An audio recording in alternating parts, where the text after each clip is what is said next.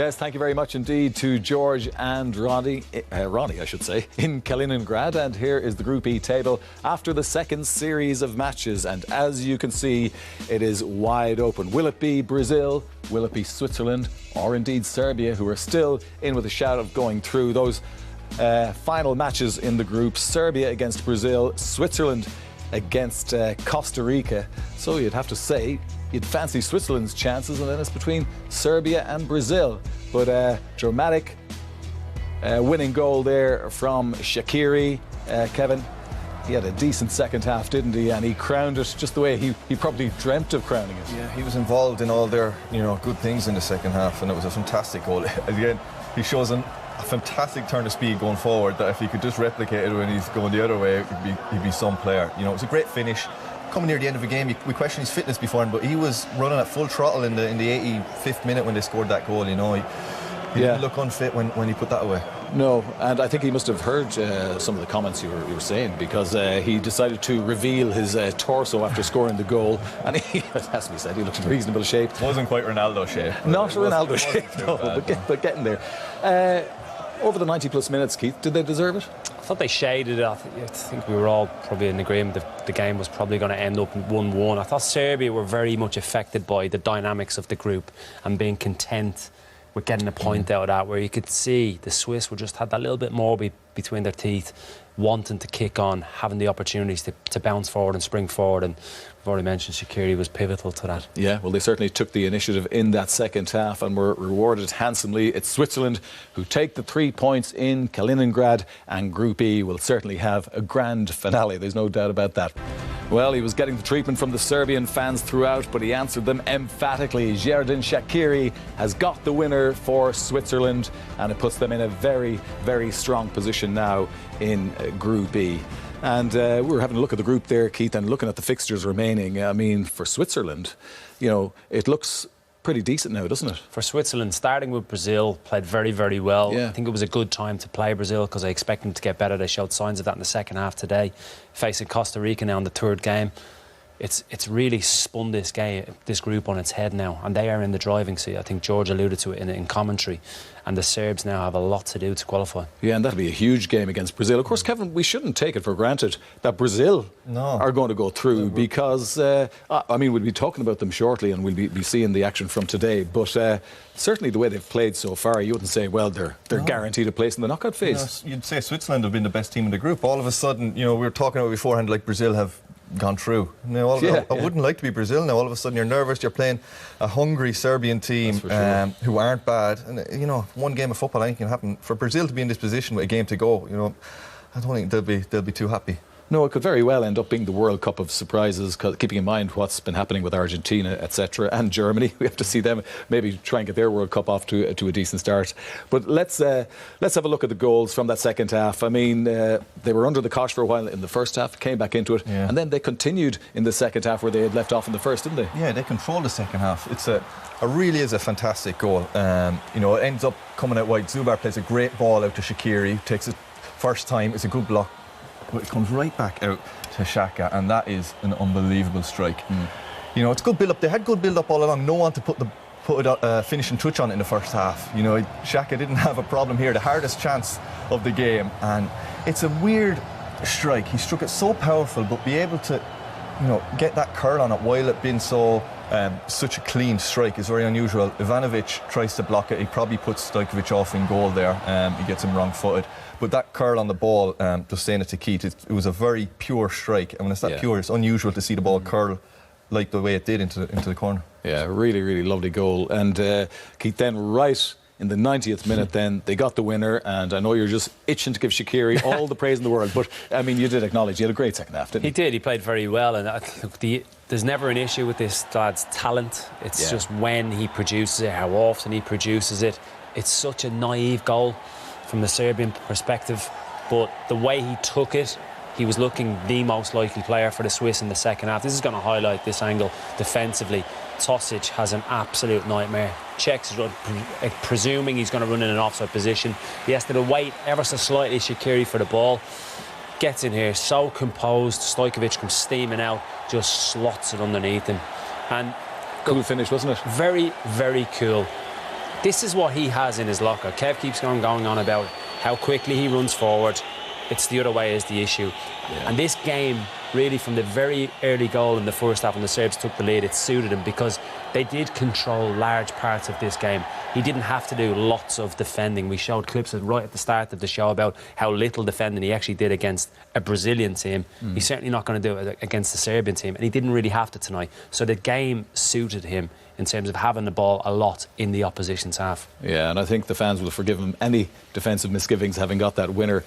But I suppose Serbia will feel a little hard done by, Kevin, because there was an incident that we have to have a look at. And we got to keep in mind also that this is a German referee who is very familiar with VAR because he's had it all season in the Bundesliga. So it's not as if it's one of the referees who's dealing with it for the first time at the World Cup. So why did he not call the VAR? We do not know. You know, we don't hate talking about VAR every game. It seems to be we keep bringing up. But this is another incident where we just can't understand, you know, what more do they want? Look at the ref's view as well, by the way. It's staggering that he hasn't given this. This is wrestling. Lichtsteiner knows exactly what he's doing. He really does. Share, sandwich in between. There's only one person going for the ball there, and that's Mitrovic, out of the three of them. It is staggering with the view he has had to not even look at it. To not even look at it. And then the arrogance in which he speaks to Mitrovic now dismisses him. And don't even get me going on the numpties that are in the truck back in Moscow going through that footage, because that is categorically a penalty kick. Yeah, but I have to believe that the people in Moscow, the VAR and his team said, we recommend a review. I cannot believe that they just completely ignored that particular situation. So really, the responsibility here has to lie with the referee. Yeah, I agree. But I think it's his arrogance. Because he has had a really good view of the actual incident, he has gone with what he's seeing live. Even though back in the box, back in the truck, they're looking at it 3-4 views. As soon as we see that one, we're all in agreement. Yeah. It is a stonewall penalty. So I think it comes back to his arrogance. Yeah, and earlier today, Kevin, in the Brazil game, we saw the referee change the awarding of a penalty, having reviewed the VAR. I mean, he seemed so convinced when he awarded the penalty. He still was strong enough to accept that VAR's recommendation should have listened to them, which you should do. If you know, you have to imagine, as Keith said, the VAR said you need to have a look at that. Why wouldn't you have a look at it? Why would you give yourself the opportunity to be wrong? You know, be humble enough to just go, 20 seconds quick, okay, I was right, I was wrong, or whatever. But in that instance, you know, there should be a red button up in that control room.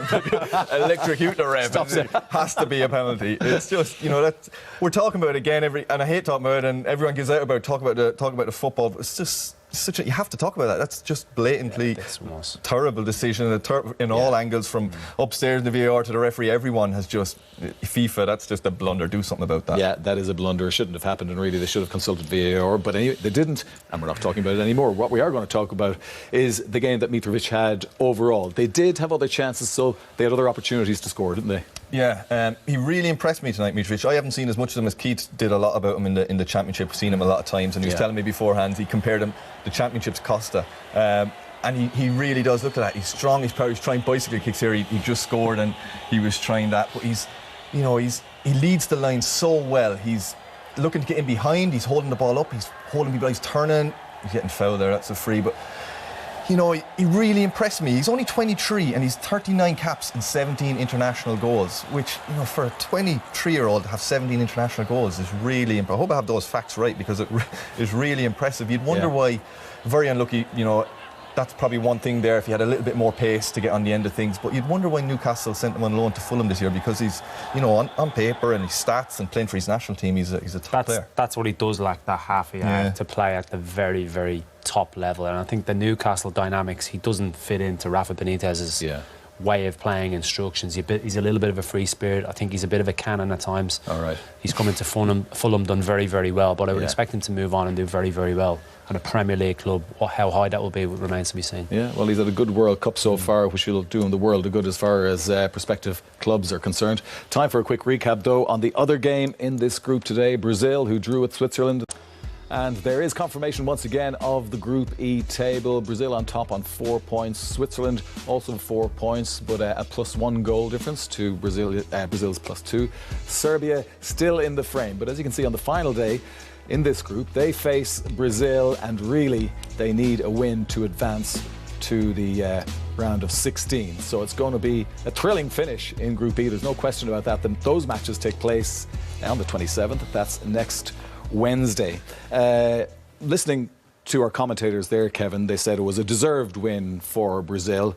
But I get the impression also from listening to people speaking about that game that it's still not the Brazil people were expecting to see at this World Cup. No, like lots of the favoured teams in the World Cup, they haven't really fired yet. You know, they're still top of their group. They got 4 points. They'll be happy enough, but they still would like 6 points going into that last game. You know, they're going to be on edge next week, next Wednesday, I think it is. Yes, yeah. They haven't fired, but no one really has. So, you know, they'll slow to get going. Everyone is in the group stages, and if they get out of the group, I'm sure you'll see a better Brazil in the next stage. Yeah, of course. Is it a big if, Keith? Because I mean, we've seen Serbia tonight. Okay, they were beaten, but they are a team that carry a threat. And with the likes of Mitrovic up front, I mean, he'll be causing problems for that Brazilian back four, won't he?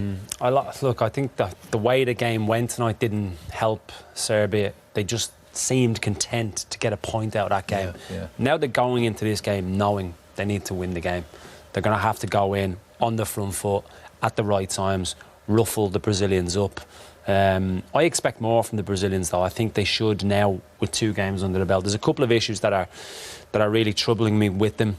Neymar being one, getting up to match speed, getting that goal and 96 minutes, whatever it was, under his belt will do him the world of good.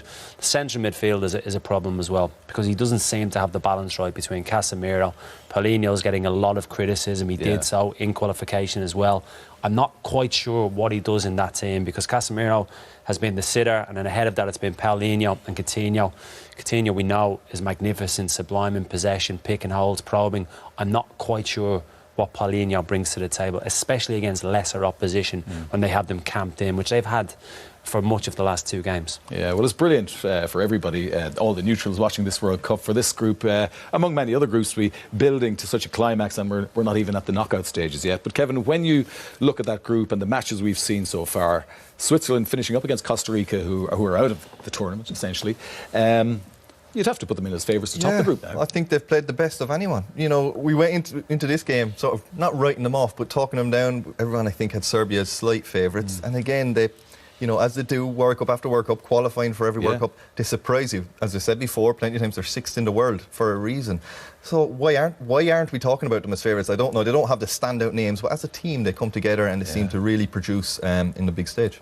Yeah, well, it certainly was a fantastic performance by Switzerland this evening, and they go into next Wednesday's match against Costa Rica, possibly favourites to top the group. We wait and see what happens.